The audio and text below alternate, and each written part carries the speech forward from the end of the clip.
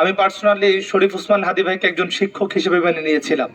শরীফ হাদী ভাই একবার এক টক শোতে বলেছিলেন এক বক্তব্যের মধ্যে যে আমরা যখন কারোর সাথে লড়াই করব, সেই লড়াই করার সময় আগে আমাকে যেটা চিনতে হবে যে আমার শত্রু আসলে কে। আমি যদি আমার শত্রুকে আমি আইডেন্টিফাই করতে না পারি, তাহলে আমার লড়াই কখনোই দীর্ঘস্থায়ী হবে না। লড়াইয়ের যে পরিকল্পনা, সেই পরিকল্পনা কখনো সুচারু হবে না।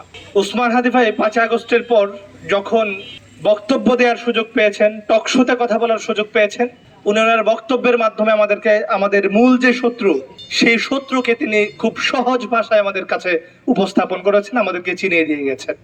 ভারতের বিরুদ্ধে আমরা কথা বলি, শাহবাগের বিরুদ্ধে আমরা কথা বলি, কিন্তু শাহবাগ কিভাবে আমাদের সংস্কৃতিকে ধ্বংস করেছে, কিভাবে বাংলাদেশের মূল যেই আধিপত্যের জায়গায় ভারতকে কিভাবে এখানে এস্টাবলিশ করেছে, কিভাবে বাংলাদেশে একটি মপতন্ত্র কায়েমের মাধ্যমে বাংলাদেশের দেশপ্রেমিক নাগরিকদেরকে হত্যার বৈধতা দিয়েছে, এগুলো শরীফ ওসমান হাদী ভাই আমাদেরকে চোখে আঙ্গুল দিয়ে দেখিয়ে গিয়েছিলেন।